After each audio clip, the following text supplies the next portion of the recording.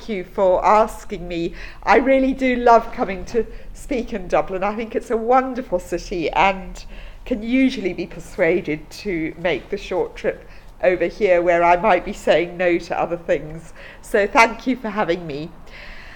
I'll explain the title of my talk in a little while, but I just want to share, and I'm doing quite an informal talk today rather than reading from a script as such.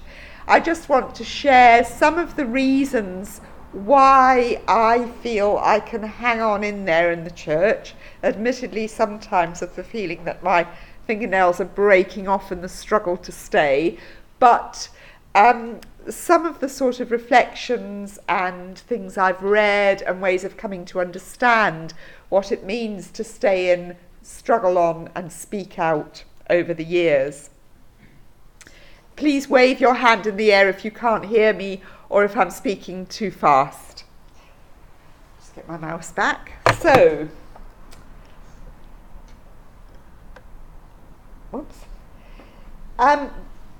in the late 1970s, early 1980s, feminist theology emerged as a significant voice in the Catholic Church. It spread far and wide from its early origins, but initially it was a movement primarily led by American feminist theologians, and this was one of the early influential sort of definitions, if you like, of what it was trying to do. This is Rosemary Radford Ruther. This is actually a 1993 version of her book, but it was published a little earlier than that. And she says, the uniqueness of feminist theology lies not in its use of the criterion of experience, but of women's experience. And she argues that the critical principle for feminist theology is the promotion of the full humanity of women. Now, that insight and that early work had an enormous influence on the shaping of many women in the church, including me. I was a mature student. I had left school at 15 and learned to be a typist, following my mother's two pieces of advice. One was, when she caught me reading Germaine Greer, The Female Eunuch, she said, "Tina, be feminine before you're feminist." And the other one was, Tina, learn to type before you get married so that if ever he leaves you, you'll be able to support yourself and your kids. So I learned to type, got married, had 4 children and thought, is this all there is to life? And then went from Zimbabwe, where we were laterally, to live in Bristol with my English husband. My father's advice to me was, Tina, if you have to choose between marrying a Scotsman and marrying a Zambian, choose the Zambian because they're tribal like us. So of course I married an Englishman. Let's get Ruther back. So I eventually, when my youngest child started school, I went to university to start a degree in theology at the University of Bristol. And when I came across Ruther, this was very influential. But gradually, I was one of many who began to think there are problems with this. And in a way, what I'm talking about today is some of the problems of just this idea that we can appeal to women's experience as some kind of benchmark, because it's the realization that our experience is always mediated. There's always in the background a validating process. Whose experience counts? Which woman's experience are we validating and which are we silencing? And I think these are really important questions, because we all know that the Catholic Church is a very broad church, and we all occupy positions which are reinforced by choosing who represents that faith best for us. So it's a selective listening. But beyond that, there's the realization that to live a faith is to live a story, to live a life is to live a story. And in living our life stories, we draw on the symbols, the language, the meanings that our histories and languages and traditions offer to us. So my experience, as soon as I share it, I am already filtering it through something that those I'm sharing it with will understand. I'm trying to speak their language. So I'm talking today really about how women are awakening to ways in which we need to change the story the Catholic Church tells about the world if it's to become a place that women's stories can be told and women's bodies can inhabit. Some of you will know Heidegger's famous saying that we inhabit the house of language. But what does it mean for women to inhabit a house of language that has no language emerging from and developed by their bodily traditions and ways of being in the world? So that's some of what I'm addressing today. And my sources of inspiration are very much from Catholic Women Speak. This started one disgruntled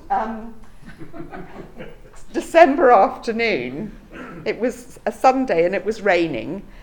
And I learned that the Vatican was going to have, the Pontifical Council for Culture was going to have a conference on anthropology and cultures of women in early February.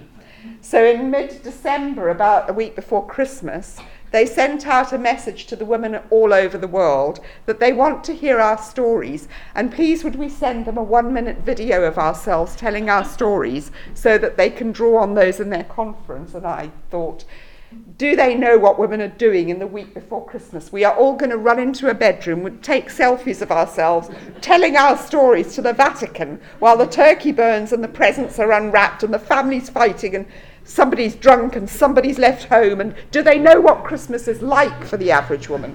So I got in a bit of a strop and went onto Facebook and said, does anyone else want to join a private group where we can talk about these things? And that group is now an amazing group. We had to stop and start it again with higher secrecy settings because we got invaded by people who were taking screenshots. We used to have Pope Francis asking every week if he could join in a different guise.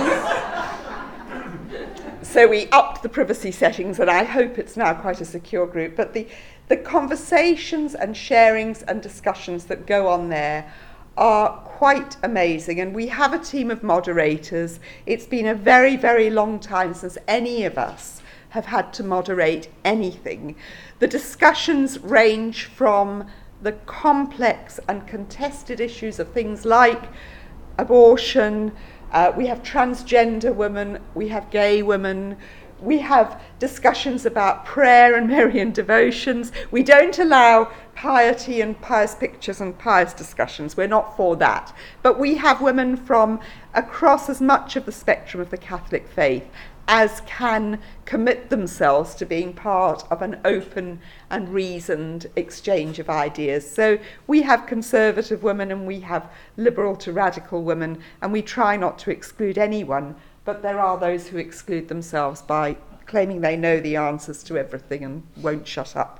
So, but we also have a wonderful time. I don't know, some of you may have seen this week, a priest put on Twitter that he had to tell a woman in Mass to cover her shoulders. He was forced to tell a woman in Mass to cover her shoulders because she was threatening the purity of the young priest who was saying Mass. Well, I will not tell you what photos we've had on our Facebook group this week and what jokes we've had about how we women might dress to Mass next time. So Catholic Women Speak, and there we are, gathered in Rome in October last year. We've published 2 books. The first book, which it was wonderful to have Ursula's groundbreaking article in the Irish Times on coming out during the Irish referendum, was in that book, and that's how we met. But this came about because a few months after starting this little group, I went to see someone I know who works in the Pontifical Council for Culture, and I said to him, look, all the conservatives seem to be influencing the forthcoming Synod on the Family. How do we get women in there to influence it? And he laughed and said, you should have published a book. That seemed to work for them. Secure in the knowledge that we couldn't publish a book given that this was May and the Synod was in October. Well, we published a book. And I contacted Paula's Press in the States, and they said, yes, 10,000 words, and make sure Elizabeth Johnson's in it. Well, we delivered a book of 48,000 words with 25 contributors. We then, by every kind of wheeler dealing, got past all the barricades to get 350 copies of the book into the Synod Hall, so that every participant at the Synod would have a copy. We met in Rome and had a wonderful symposium to launch the book at the Pontifical University Antonianum, where the very severe habited Franciscan sister, who is the first ever woman rector of a pontifical university, got a twinkle in her eye and welcomed us with open arms. And she did the same again last year during the Synod on Young People, Faith and Vocational Discernment. We published another book called Visions and Vocations, and we went to Rome for another party. This time 65 members of Catholic Women Speak came. We had bursaries for 25, so we were able to bring women from India, from Africa, from South America, from Australia. We had a wonderful gathering, and that's us gathered in Rome. And our motif is red shoes. So we gathered. If popes can wear red shoes, so can we. But we're not quite so keen on copying the old brown brogues that Francis wears. So sources of inspiration and wisdom for me come from these conversations, from the public outward-looking conversations that many of these women are involved in. They range from the best-known women theologians and members of this group, but so are people who are housebound, people who are suffering from various conditions that prevent them actually taking any public role at all. One of our most active and interesting members is a woman who's in her 80s, who's autistic, and this is the only friendship group she has. And when she first joined the group, she couldn't get a joke. We would post a joke and she would say, "Oh, I don't know what you mean." And she is now one of the wittiest women in the group. So it's a wonderful, for me, it's the surprising things that God does when we just take that little step over the edge of something we don't quite know what we're doing, and things happen and things develop. But it's not always easy for Catholic women to speak. This was Rome when we joined a little demonstration organised by Kate McElwee, who is the CEO of Women's Ordination Worldwide, and we stood outside the Vatican as the cardinals were gathering for the synod, and we had a kind of litany of knock knock, who's there, half the Catholic Church. And the idea was to protest against the fact that for the first time male religious were allowed to vote in the synod, but female religious, who are meant to be the exact equivalent of them in the hierarchy, were not. So we were sort of chanting, knock knock, who's there, let the women vote. Now, to put this in context, last month a far-right group demonstrated outside the Vatican in front of St. Peter's. The police did not appear. This is what happened when 25 or 30 women held a peaceful little demo outside the Vatican.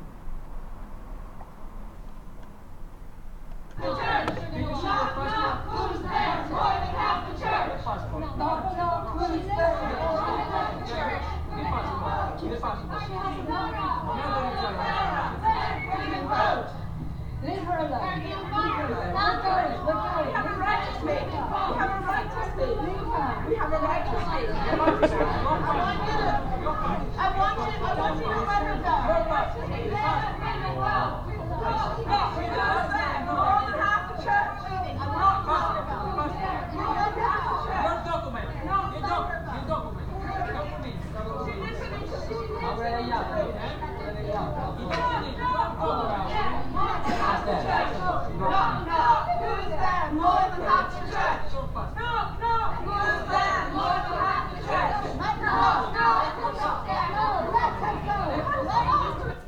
Oops, sorry. What have I done?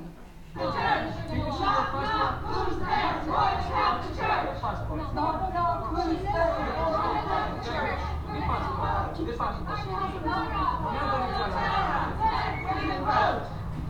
her alone. Not going. We're going. We have a right to speak. We have a right to speak. We have a right to speak. Sorry, it's gone back. I'll just be finished in a minute. It's very hard to shut us up. We just keep going.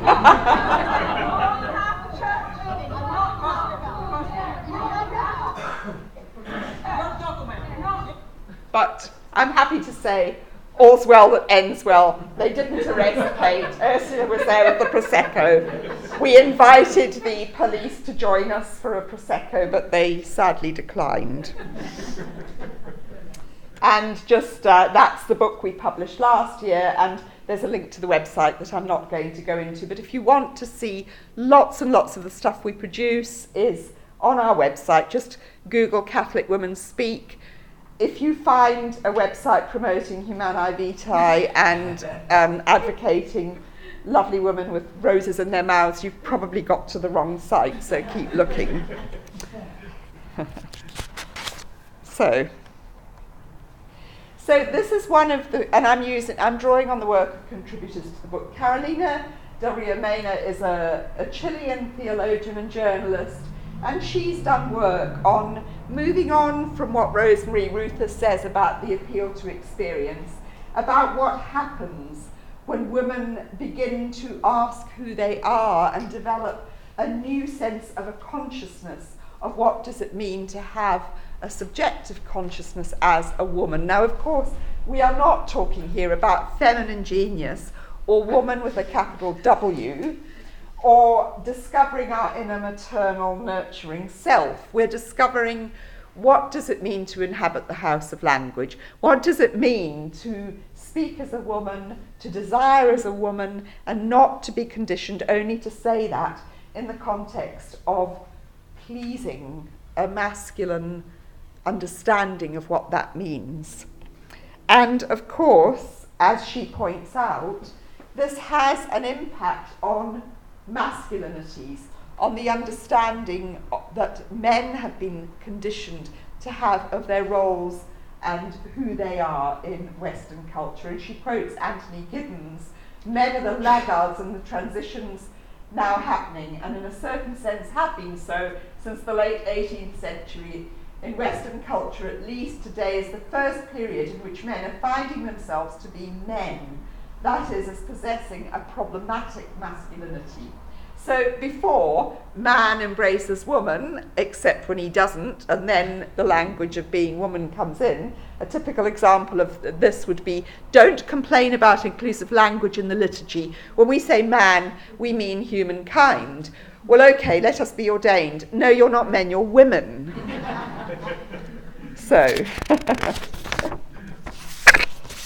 that's Carolina, and that's just, I'm not reading all that's on the slides, but these are all in the last book we published. I'm taking all these from. But I want to get on to my theme for today now, and I've chosen to talk briefly about three concepts which altogether I want to suggest constitute whether we're living in reality or unreality: hope and optimism, memory and nostalgia, and imagination and fantasy. So, hope and optimism. I want to suggest that optimism is part of an unreality. I'm not saying it doesn't have a place in life, it has an important place.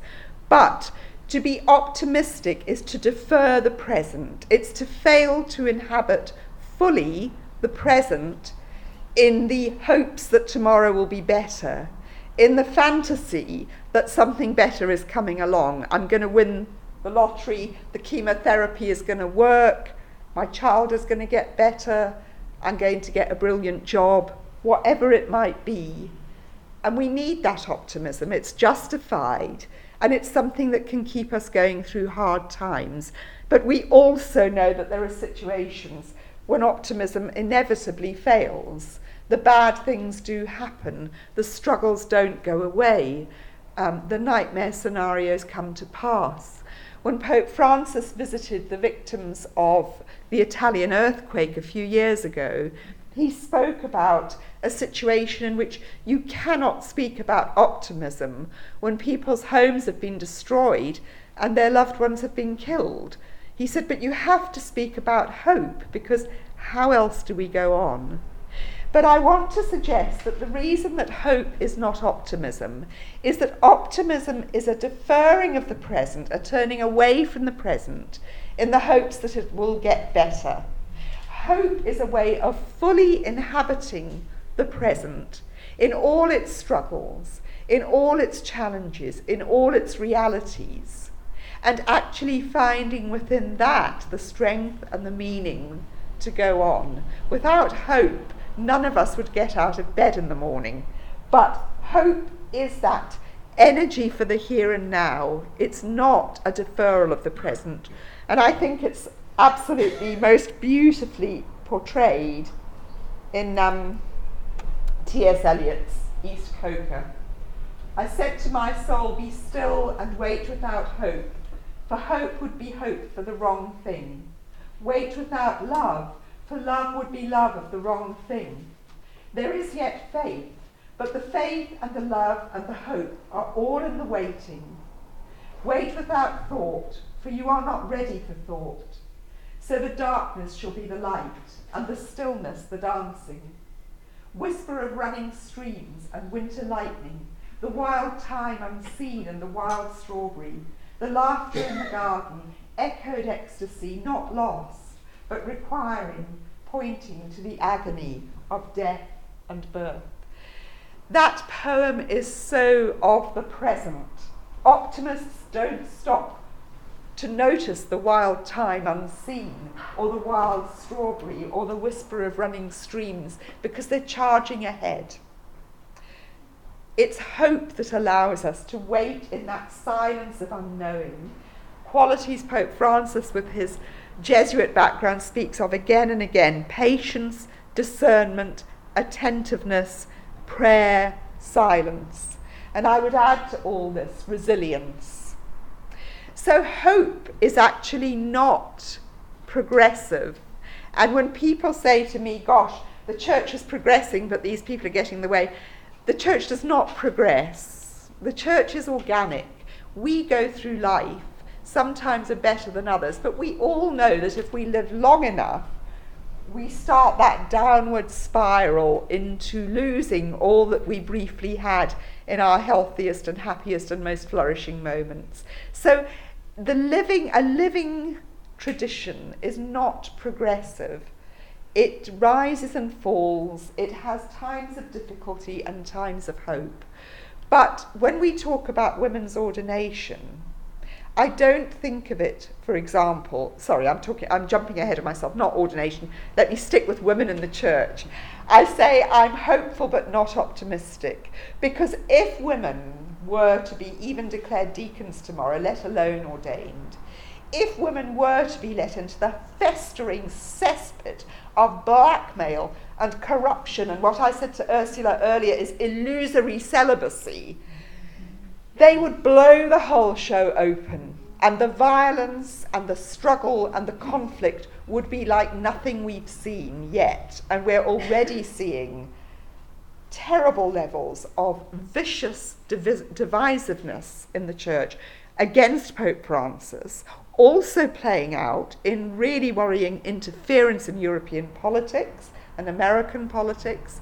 So if women do find themselves elevated or given positions of greater equality in the church, whatever those would be, it's not going to tick the progress box. We're going to need a lot of resilience. And women will fail as men fail. Women will not make it immediately a better, lovelier church. Some of the most awkward, contentious, difficult people I've had to deal with Catholic women speak are ordained women.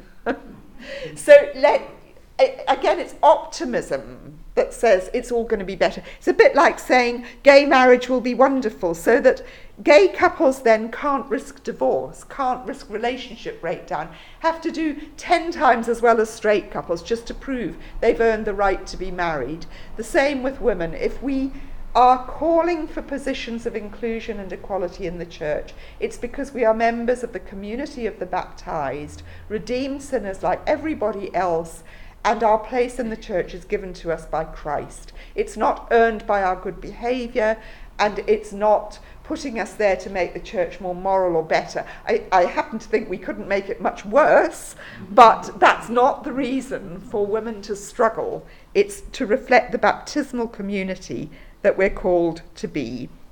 But I talk about resilience, and I just want to show you a few images of women in Catholic Women Speak who in different ways symbolise for me hope and resilience.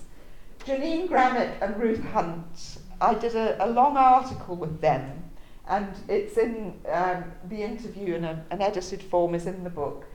Janine in the early 1970s, as a Catholic religious sister, began her long life of campaigning for what was then lesbian and homosexual rights. It wasn't the sort of additional spectrum of gendered rights we have now. But in those days, that would have seemed an absolutely futile and hopeless thing for a nun to begin campaigning on. But she's kept going. She's faced down the opposition. She's been silenced and bullied by the Vatican. But there she is, still doing her work, and of course now including transgender, intersex, queer, etc., etc. Ruth Hunt, interestingly, had almost the opposite experience as a younger woman coming on the scene much later, and as a person who has come back to her Catholicism after the alienation of not being able to reconcile being gay with being Catholic. She has a very devout Catholic faith.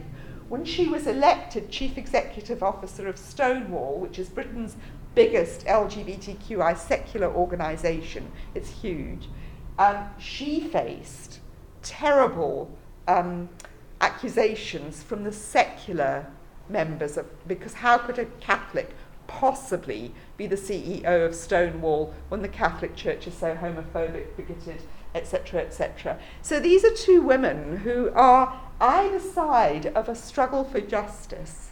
On the one hand, awakening the Catholic Church to the rights of gay people. On the other hand, awakening the secular world to the good that Catholics can and should do in that struggle for justice. So that takes resilience, it takes perseverance, and it takes getting up and doing it again and again when you fall down and progress doesn't seem to be happening. Gertrude Yema Yusufu is from Sierra Leone. She was a religious sister, but she left her order. She spent a few years in the States, but decided that after the terrible war in Sierra Leone, she had to go back to educate girls.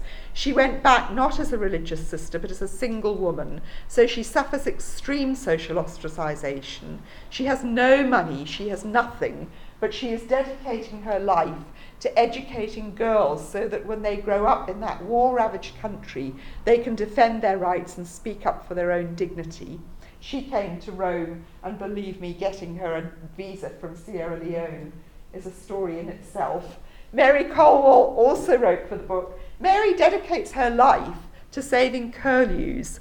It's the most amazing and some might say whimsical thing to do, but as an environmentalist, she's adopted one endangered species as her life, and she walks the walk. She's walked across from the west coast of Ireland to the east coast of England to promote her campaign, and she is getting noticed. She is getting conservation movements moving for endangered species, particularly the curlew. So these are all women who, for me, in different ways, embody hope in the face of causes that might seem hopeless and where progress is not guaranteed.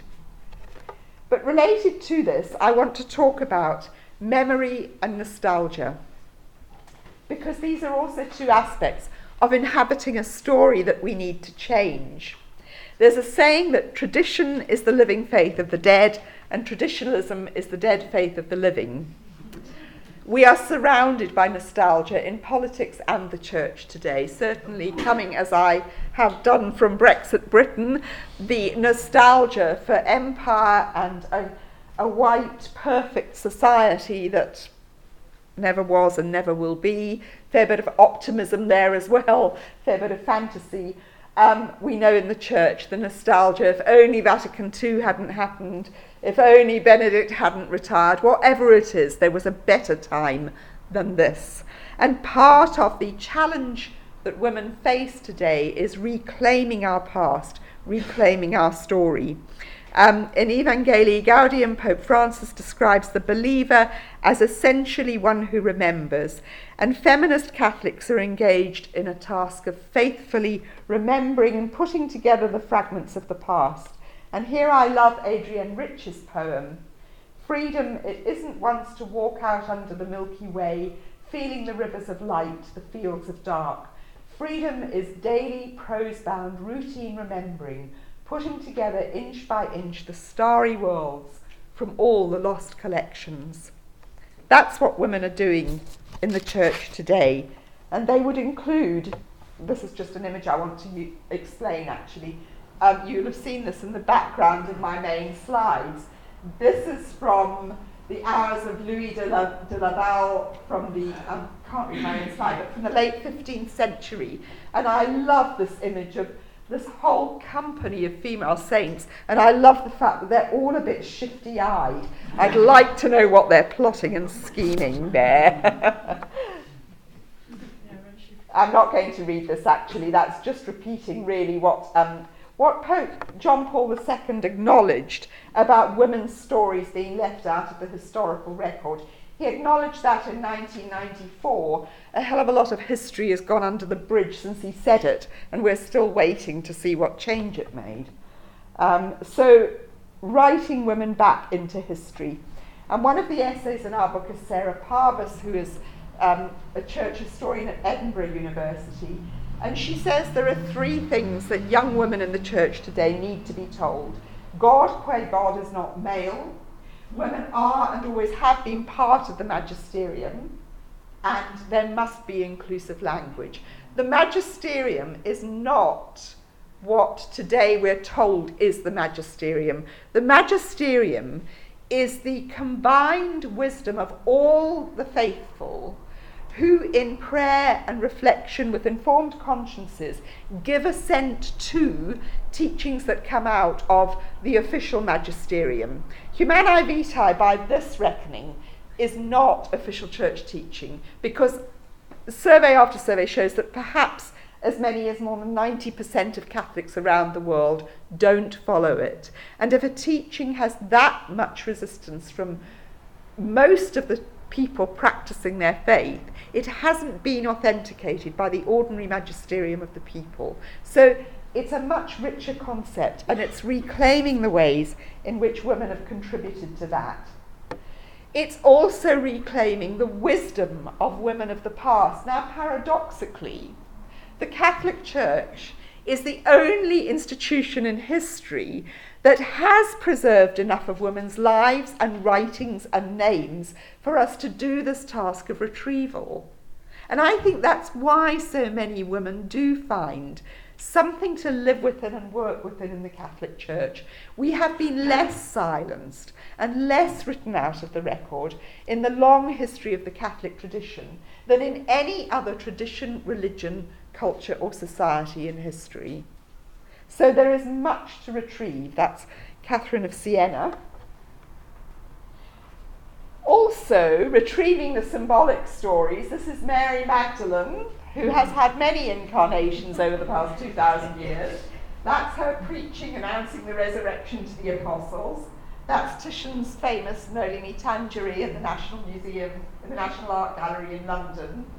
And then, with the modern imagination, Mary lost more and more of her clothes and more of her authority, and became much more a rather seductive figure of a rather febrile, eroticized male gaze. So women are reclaiming stories of people like Mary Magdalene from their past, distortion. I'm wary about how far one goes with this, because, you know, there's a sort of thing that the biblical Mary Magdalene has been confused with other Marys. We've got to retrieve the identity of the woman she was. But actually, the history of the Catholic tradition in art and devotion is woven around this complex composite figure. And I think so long as we know that we must be attentive where she's being used in rather degrading and problematic terms, there's nothing wrong with going with all the Marys, because they are not the products of a conspiracy theory of men to say, let's take Mary Magdalene and use her to beat women with. It's also part of women's devotion and faith that people like Mary, the Mother of God, Mary Magdalene, the women of the Gospels have acquired huge identities, often, yes, oppressive, but just as often used by women in private devotions and ways that give them life that speaks to women. What am I doing for time? I'm sort of aware. 10 minutes? With that in mind, I want to look at two images which I love looking at because they speak of this task of retrieval. This dates from the early 15th century. It's called the Little Garden of Paradise. Now, if we had lots of time, I would ask you to gaze at that and tell me what you can see. But I'm talking about retrieving stories, retrieving symbols, retrieving things we've forgotten, where women were present and their bodies meant something important. This is a small image, and it would have been a devotional image. Remember, for medieval Christians, the soul is feminine in relation to Christ. So they imagine their souls at peace with Christ as feminized figures in a garden. But there's no reason to believe that this doesn't also relate to women's desires and women's aspirations. It's an enclosed garden from the Song of Songs. Mary is the enclosed garden. Her womb is the enclosed garden in which the second Adam comes to earth. But this was at a time when artists were discovering the delight of being able to represent nature, naturalism. So there is something like 40 species of flowers in this garden and something like 25 species of birds, all meaning something in relation to the Christian story. So there are lily of the valley, ladies' tears blooming at Mary's feet, because the legend is that when she wept at the foot of the cross, her tears fell on the ground and lily of the valley sprung up. There's St. Anne, the mother of the Virgin, emptying a water trough, and on this side there's a desert, on that side the garden is blooming, and today still in the Orthodox liturgy, St. Anne and her husband Joachim are celebrated as those who began to change the wilderness into blooming and beauty because Mary was their daughter. And the story of St. Anne and Joachim in itself would merit an afternoon's talk, because there was intense debate in the Middle Ages whether Mary was conceived sexually or not, and church teaching has always insisted she was. She was kept free from original sin, but she was conceived sexually. But the debate was then whether Anna and Joachim enjoyed the sex or whether it was a rather distasteful duty in old age because God told them to. And one theologian said it was the best sex ever in the history of the world. That's the version I choose to go with. So that's Anna. But look at the symbolism. Here we have Saint Dorothy picking fruit. Note the tree. The woman now picks fruit from the dualistic tree, the knowledge of good and evil. Here, the trunks are entwined. Why? Because in the Incarnation, Christ is retuning the harmonies of the cosmos. The serpent from the Garden of Eden has been put to death. Where is the serpent? He's sitting down here somewhere. Anyway, there's a little dead serpent, I think it's been cut off, down here. And there's a little monkey chained to a tree. The monkey was symbol of Satan. So we have here a very rich recapitulation of the story of the Garden of Eden. The new Eve now reads, there's wisdom in place of the knowledge that brought death. There's Eucharistic symbolism on the table. There's the female body acting as a powerful conduit of incarnational meaning. And we need to remember, as Carolyn Walker Bynum, the medievalist, argues, that in medieval biology, the soul was believed to come from the father, but the body was believed to come from the mother. And that led women's devotions to say, well, yes, maybe Christ's divinity is male, but his humanity is female, his flesh is womanly. There's no male flesh in him, if you like. So this has intensely symbolic meaning about lots of levels of devotion and the significance of the female body in the story of the incarnation. But this is an even more interesting one, which I found serendipitously. Unfortunately, there's been some beheading and things. I wonder if there's a little kind of gremlin from the Vatican interfering here. That's a shame. I'm not sure why that's been beheaded, but it has. So, never mind. What you have here is the wing of an altar, also from the 15th century. Mary sits there with St. Anne and Christ on their lap. That was sometimes known as the earthly trinity. God, the Father, you can't see, but all the men, all the husbands are outside the wall of this garden. The women are all the holy kinship. In medieval devotion, it was believed that when Joachim, the father of the Virgin, died, St. Anne very inappropriately went off and married not once but twice more. Again, that led to intense debate about the carnal desire of an elderly widow who was the mother of God and should have kept her legs together, but she didn't. But she did have 2 more daughters by 2 more men, and they were Mary Salome and Mary Cleopas, who are recorded as being at the crucifixion. And they are in this garden with their children. But what I just want to draw your attention to is the Eucharistic imagery.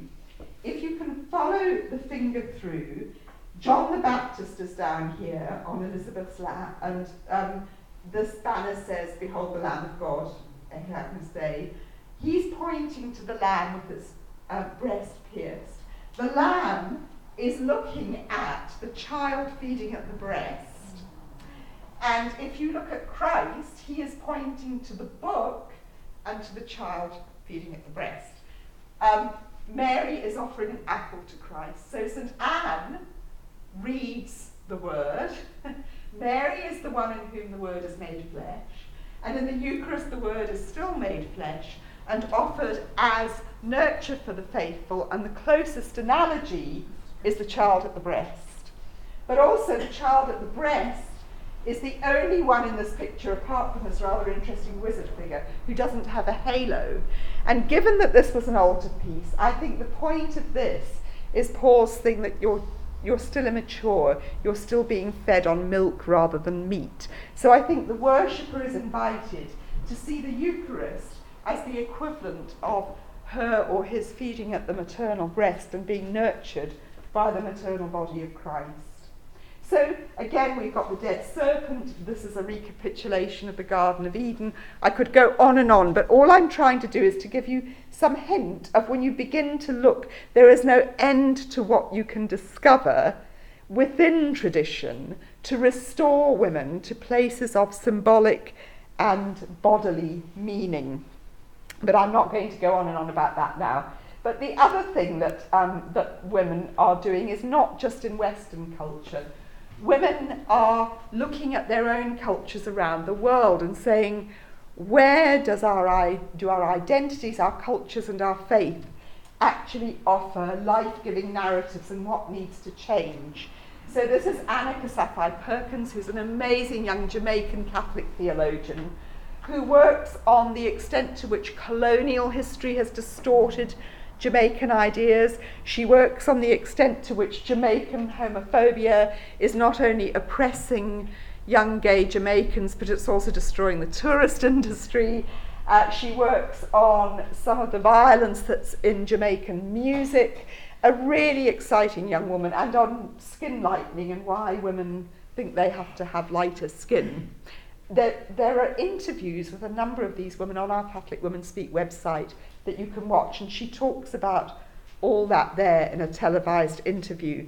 And then there's this wonderful sister, Elizabeth Mudzimu, who is working on traditional African culture and Catholicism in the lives of young teenage girls in Zimbabwe, and just looking at the ways in which they have to face 3 powerful demands on their identities: African tradition, Catholicism, and globalization, with its opportunities for women but also its pressures. So that's just to give you memory and nostalgia, some of the ways in which memory can work to restore. And finally, imagination and fantasy. Again, like nostalgia, like optimism, fantasy has a place in life, but it's dangerous if we don't recognise it as such. Imagination is what is rooted in hope and holds the future open. Fantasy is the product of optimism, and it doesn't always deliver the goods. So I want to suggest that when we listen to women's stories, and these are just some of the women who were gathered in Rome telling their stories, we hear the possibilities that women imagine for themselves beyond what society and the church offer. These young women are from a high school in London, and they wrote a letter to Pope Francis just saying, not all of us want to be mothers. We want horizons that are much wider and richer than the ones the church offers us. These are imagined futures that are brought to challenge the status quo. I'm not going to read this because I'm aware of time, but this is another young American woman talking about how she was told as a girl there are only 3 vocations: marriage, single life, and religious life, and how restricting that felt to her.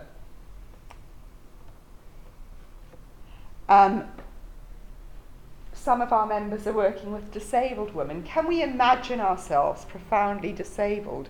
Can we imagine the lives of disabled people, of the ways in which disability and gender doubly excludes women from the structures of the church? Can we imagine ways of changing that to make it more inclusive? A transgender woman who wrote for our book asking us to realise what she's up against when she always has to prove to the world something that the rest of us just take for granted, and to answer questions about why she's a woman that I would never be asked about my sex life and my genitals and my etc., etc. So again, a really important task for those of us not in those situations, of imagination, of trying to imagine the lives of others and what they mean.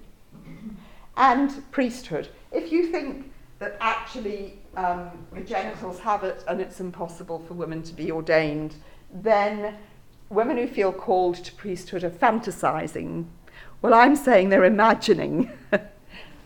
And that imagination is a part of vocation that we need to distinguish from fantasy and say there is nothing impossible about this. There is nothing unworkable. And I just end with Janine Peters, that young American woman who's also a poet, who wrote a beautiful piece in our book about being called to amazement and how life takes us through these meandering paths where we may not be heading in the direction we thought, where we may be in for an altogether different experience in an altogether different landscape.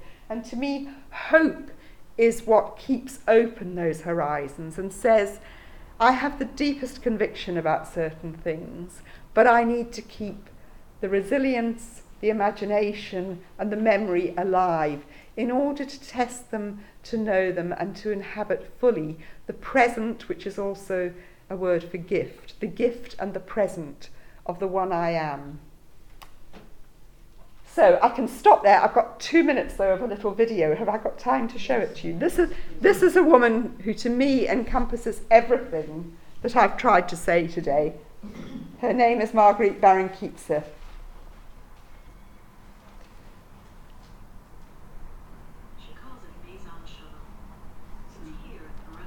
Sorry, I'll just turn this up.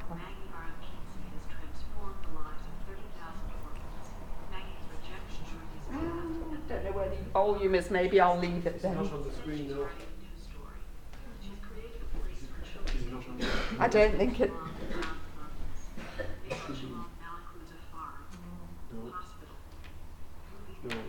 No. Never mind. Sorry. I'll have a bit more time for discussion. Sorry. What's this? Oh, this is the Dolby. I'm not sure where the volume control on it is. Never mind. Whoops. Okay. That's a sign that I need to give you more time to talk.